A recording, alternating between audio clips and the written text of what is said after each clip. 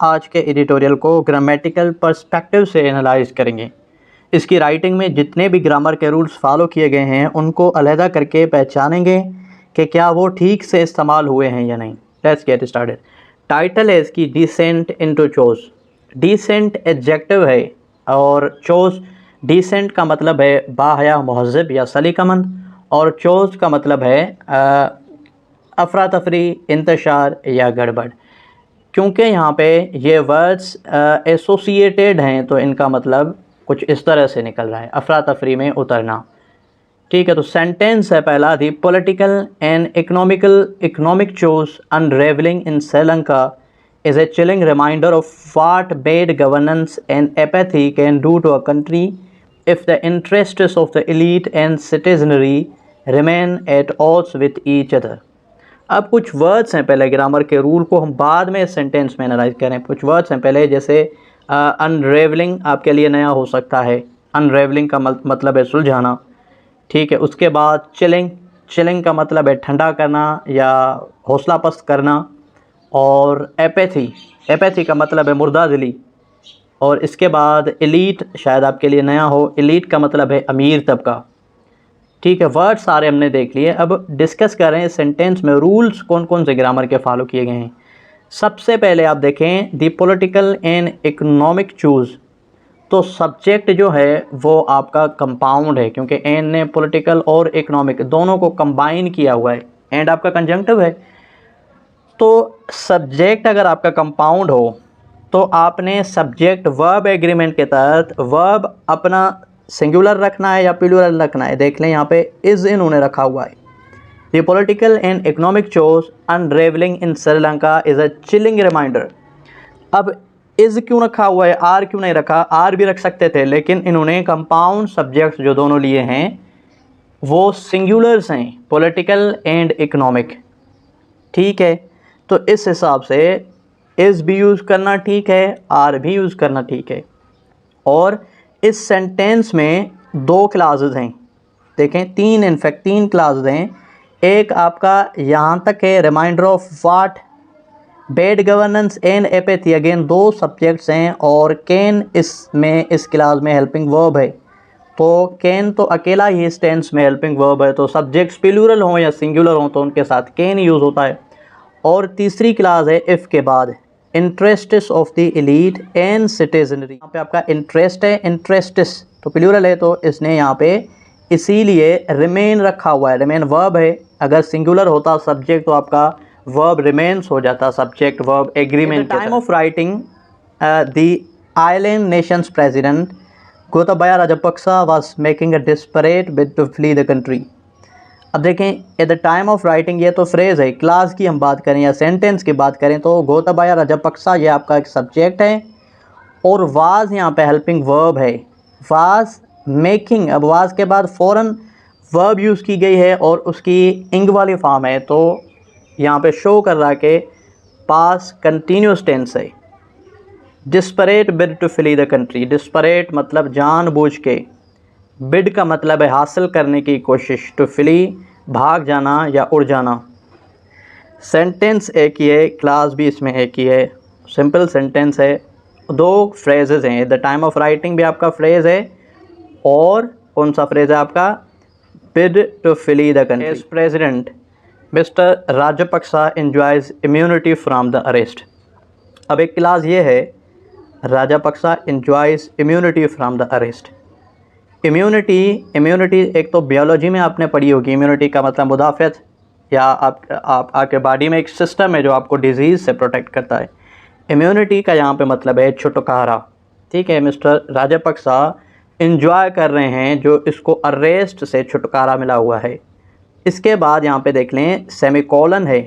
Semicolon का हमने क्या पढ़ा था कि ये दोनों दो या तीन क्लासेस को जो हम वेटेड हैं, हम लेंथ हैं, उनकी लेंथ स्ट्रक्चर और वेट बराबर का हो। इसके बाद बट यूज़ की है इन्होंने। बट आपको पता है कोऑर्डिनेट कंजंक्शन है। But he has recently promised to resign, दो क्लास हैं, एक ये है बट के साथ और पहली वाली में सब्जेक्ट और वर्ब्स अलग अलग हैं। ठीक है, let's move on.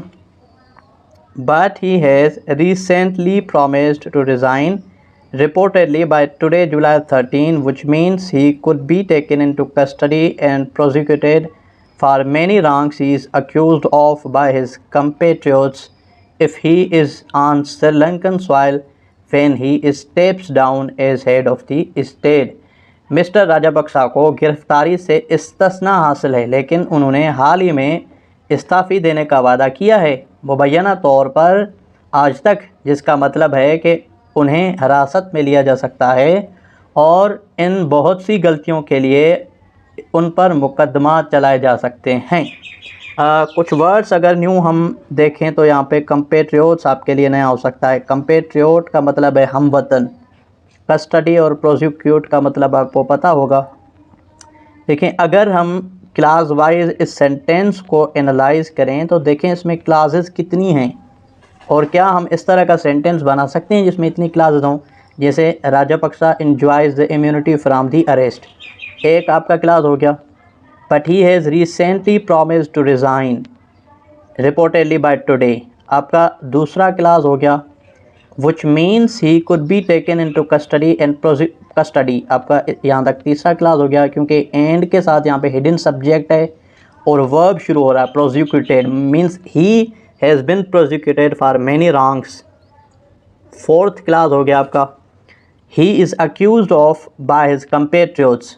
Fifth class हो गया आपका if he is on Sri Lankan soil. Sixth class हो गया आपका when he steps down as head of the state. Seven class हो गया आपका।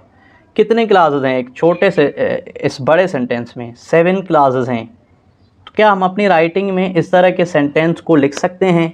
और हम तो ये विच है, इफ़ है, सेमीकोलन है, बट है, व्हेन है, विच है, इस तरह के अल्फाज में हम फंस जाएंगे। तो एकेडमिक राइटिंग में या हम जब अपनी राइटिंग लिखें तो हम इस तरह के सेंटेंसेस से अवॉइड करें तो बेहतर है, क्योंकि हमारी एक तो ग्रामर उतनी अच्छी नहीं है और दूसरा हमारे इन रूल्स पे गिरप बहुत नहीं है। ही has been on the run since violent protests culminated in his official residence that was stormed by angry Sri Lankan sick of prolonged power, blackout shortages of basic goods and runaway inflation. He has been on the run since violent protests culminated. Culminated आपके लिए एक नया word हो सकता है। Culminated का मतलब है इख्तिताम पसीर होना, और दैट यहाँ पे दैट के बाद हेल्पिंग वर्ब है, तो यहाँ पे दैट आपका रिलेटिव प्रोनाउन है। सबऑर्डिनेट कंजंक्शन भी बनता है, इसको हमने लास्ट क्लासेस में डिस्कस किया था। श्रीलंकन जो अवाम है वो एक तो प्रोलॉन्ग्ड पावर, दूसरा पावर ब्लैकआउट्स, तीसरा shortage of basic goods. Objects देखें, और ग्रामर का एक रूल है वो मैं आपको डिस्कस कर रहा हूँ आपके साथ, कि अगर आपके साथ कंपाउंड ऑब्जेक्ट्स हैं और आप सीरीज़ ऑफ कामा शुरू कर रहे हैं, कामा 1, कामा 2, कामा 3, मतलब कि एक ऑब्जेक्ट, दूसरा ऑब्जेक्ट, तीसरा ऑब्जेक्ट। अगर 4 ऑब्जेक्ट्स हैं तो पहले 3 वालों के साथ आप कामा दे सकते हैं और चौथे से पहले आप एंड दे के उस लास्ट ऑब्जेक्ट को डिस्कस करें, जिस तरह इन्होंने किया हुआ है। ठीक है। The ones all powerful leader in his brother the former finance minister Basil Rajapaksa have been since blocked in their attempts to leave Sri Lanka quietly by immigration officials refusing to cooperate. अब इसका जो भाई है वो farmer finance minister रह चुका है, उसको भी इमिग्रेशन ऑफिशियल्स ने मुल्क से बाहर जाने के लिए रोका हुआ है। ठीक है। तो सेंटेंस जो है इसमें देखें आप, the ones all powerful leader and his brother, यानी अगेन कंपाउंड सब्जेक्ट है, तो वर्ब भी हमारा प्लूरल है भाई इसीलिए, और हैव सिंस बिन ब्लॉक्ड, तो स्ट्रक्चर जो है सेंटेंस की वो पैसिव है। ठीक है।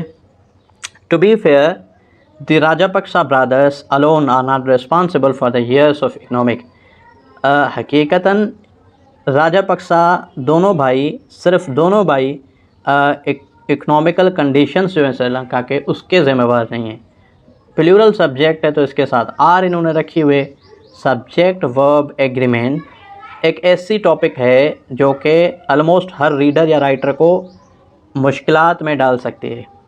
However, they did make a bad situation much worse by mishandling the devastation wreaked on Sri Lankan's tourism-reliant economy by COVID-19. हकीकतन however यहाँ पे जो है however ये आपका conjunctive adverb है. They did make a bad situation much worse. उन्होंने एक ख़राब सिचुएशन को ख़राब तर कर लिया, उसको मिसहैंडल किया, सही तरीके से नहीं किया. डिवास्टेट का मतलब है तबाह या नुकसान.